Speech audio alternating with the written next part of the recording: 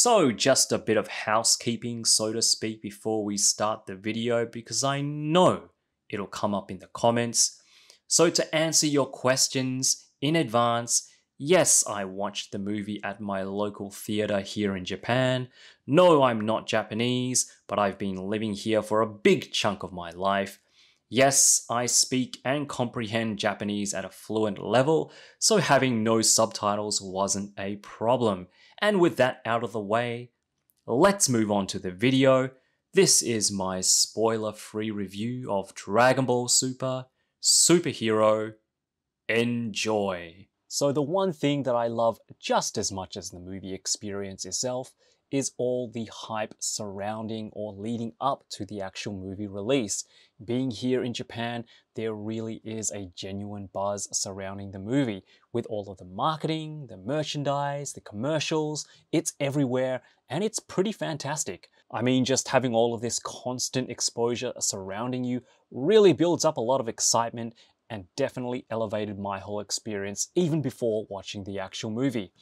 I'm not sure what it'll be like in other countries. You guys will have to let me know, but I've been lucky enough now to experience this twice in my time here in Japan with Dragon Ball Super Broly and now Dragon Ball Super Superhero. So after being pushed back from its initial April 22nd release date, the wait is finally over.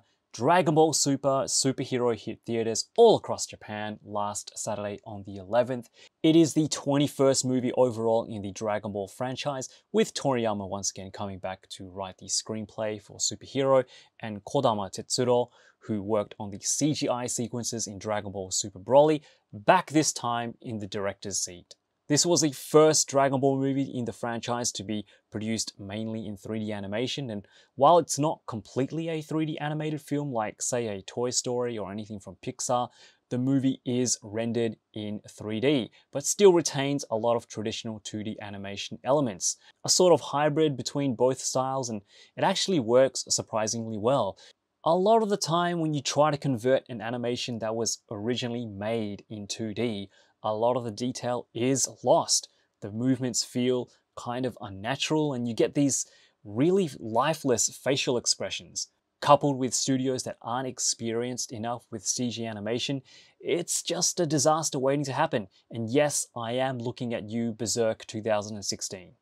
But I think a lot of the concern was dispelled as soon as we got the first full-length trailer, and I am happy to report that the animation is beautiful. We've seen 3D animation used in Dragon Ball before, mainly in the 3D renders of backgrounds and environments with Battle of Gods, Resurrection of F, and more predominantly in the fight between Broly and Gogeta. So it really isn't anything new, but I think Toei have really stepped up their game with this movie. You get a good sense of scale, especially when you see all the characters navigate around the Red Ribbon base, which is huge, and I think that they really made good use of spatial movement in the fight scenes, something that I think might be a little bit hard to do with 2D animation. You really get a good sense of, where everyone is during the battle scenes. Like I said, the animation isn't full 3D. They've somehow integrated that grittiness of 2D animation in the CG models to give you a little more depth and detail, where I think full 3D would have actually lost a lot of that detail. You'll just have to trust me on this. All the leaks, all the low quality videos that you've seen on YouTube really don't do it justice. Just watch it on the big screen and you'll see what I mean. So the story is presumed to take place after the Granola arc, although it's not directly mentioned, and I don't think that's a spoiler. I'm just kind of giving you guys a rough time frame of when the movie actually takes place, because some time has passed since the Tournament of Power. As we've seen in trailers, Goten and Trunks do look significantly older, but they kind of explain that in the movie as to why that's the case. If I'm wrong, do let me know, but again, it's not specifically mentioned in the movie. As you all know, Red Ribbon Army, Goku's old arch-enemies from the original Dragon Ball series, are back, this time led by Magenta, the current president and public figure of Red Pharmaceuticals, which they are now known as. Along with his trusted assistant Carmine, they hire Dr. Hedo, a genius cybernetics scientist, to create 2 new androids to exact their revenge on Goku and his friends. Look, Dragon Ball isn't exactly known for its compelling writing or intricate story arcs. It's a simple tale of good versus evil, heroes overcoming, surmounting odds through hard work and determination. It's a funny, sometimes satirical anime that a lot of fans watch just for the exciting fight scenes. And for me, that's all that it really needs to be. Not to totally discredit all of Dragon Ball's writing, as the Namek and Frieza arcs are still some of the best written narratives, I think personally, out of any anime I've seen. But what I'm trying to say is that Dragon Ball doesn't need to have a compelling story to be enjoyable. And I've come to accept over the years that Dragon Ball doesn't necessarily need to make sense or follow continuity to still be one of my favorite animes. As long as I can still watch or read about my favorite characters who I love and grew up with, just doing what they've been written to do, in the end, that's kind of all that matters to me. I'm saying this because, aside from using the Red Ribbon Army as the main antagonist and going back to androids again, there is actually a lot of callbacks, references, and I guess you could say fan service from Dragon Ball and Dragon Ball Z. And I know a lot of fans won't be happy with this. I also know a lot of fans won't be happy with the numerous plot holes or obvious obstacles that our heroes face that could have easily been rectified or solved with, say, for example, just wishing for an easy fix with the Dragon Balls. Some people call it inconsistency, some people call it lazy writing, but for me, this is Dragon Ball. Yes, there probably will be some moments in this movie that feel a bit fan servicey, but I think it does it just enough to encapsulate that old Dragon Ball and Dragon Ball Z essence, I guess you could say, that I feel is kind of lacking in some of the more recent manga. I don't want to stray too far from talking about the actual movie itself, but what I'm ultimately trying to say is that Dragon Ball has become so culturally iconic. You're going to get fans from so many different backgrounds who will enjoy Dragon Ball for so many different reasons. Some will love analyzing the story's themes, the characters' evolutions, the simple but poetic writing, and on the other hand, you'll have fans who just love how fun, quirky the anime is and just want to see their beloved characters fight. I'm not going to sit here and tell you how to enjoy Dragon Ball, but if you fall in the category of not taking this anime too seriously, I think you're really going to enjoy seeing Gohan and Piccolo shine in this movie, because this is essentially their story, and I really love watching the dynamic between these two and all the moments that they share together. One really touching scene actually, as well as how they interact with the other characters, but mainly Gohan's family. Yes, Goku, Vegeta, and Broly are in the movie as well, as we've seen them in the trailers, but this is undoubtedly a Piccolo and Gohan show. It feels more contained than what's going on in the manga right now, and in the grand scheme of things, might not push the story forward all too much.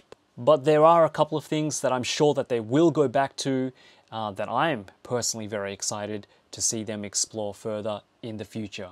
We're also introduced to Gamma 1 and Gamma 2, who are surprisingly entertaining to watch, especially Gamma 2. I really enjoyed their fight scenes, especially their style of fighting, and all I can say is that the title of the movie is very fitting of how Gamma 1 and 2 fight. The voice work was great, and I thought the voice actors who portrayed the new androids did a fantastic job, and considering the limited time we spend with these new characters in the movie, I honestly wanted to see them again in a continuation of the Dragon Ball Super series. Speaking of fight scenes, there are several in this movie. Again, no spoilers, but from the trailers we know there are 4 main fights that take place, and they are all spectacular.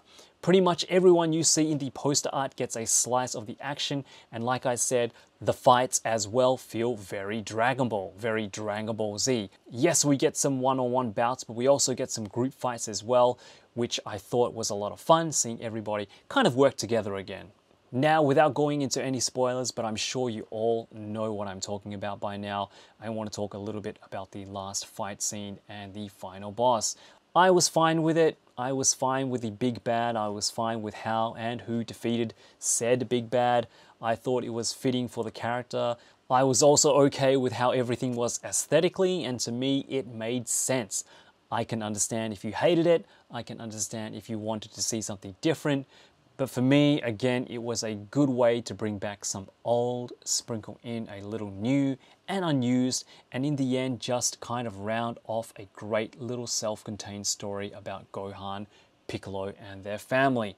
There's also a post-credit scene that I know a lot of people are making a big deal about. And again, I'm sure you know what I'm talking about. For me, when I watched it, I don't know, it really didn't feel all that significant. I mean, you can analyze it and dissect it as much as you want, but I just thought it was a little something extra for the fans, a little nudge to, I guess, what to expect in the near future. There is actually a scene in the beginning of the movie that I thought was way more important that I think some of you may have missed, because I don't think there is a full sub of the movie out just yet. But a certain character talks about a certain other character and how the way that he fights is how they should be trained to attain that same level, if that makes any sense. I don't know, for me, that was way more interesting and meaningful. So I don't think I can talk about the movie anymore without going into spoilers, which, if it is something you guys are keen on seeing me do, let me know, because there is a lot to unpack and a lot to talk about, especially if you're a fan that loves those details. Dragon Ball will probably never be as profound as, say, an Evangelion, or have a constant storyline like a One Piece, but for me personally, it doesn't need to be. A lot of my love of Dragon Ball, and what makes Dragon Ball to this day one of my favorite things in the world, stems from how contradictory, in a good way, it can actually be. It's contagiously entertaining, simple but deep in its themes. It's light-hearted, but also has a lot of backstory and history. But at the essence, or just simply put, Dragon Ball is something that can be enjoyed by anyone, from any country, at any age, at all angles. Superhero for me hit all the beats I was looking for in a Dragon Ball movie. It brought back some very fond memories. It gave me a fun, self-contained story about two characters that I love. The animation was beautiful, the fight scenes were spectacular, the soundtrack was heroic and at times ominous. Just some great voice performances all around, and if nothing else, a really enjoyable, fantastic Dragon Ball cinematic experience. I know Superhero won't be out until August 19th in the States, and by then there will probably be nothing left to spoil, but if you are a Dragon Ball fan, go support the movie, watch it in theaters, enjoy it with your friends, because it's the only way to show Toei that we want more.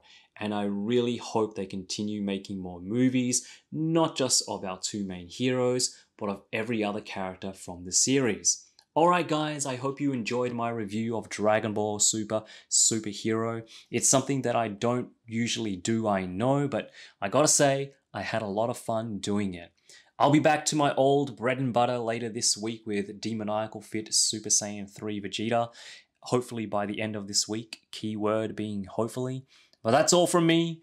Take good care of yourselves out there, and as always, yoroshiku.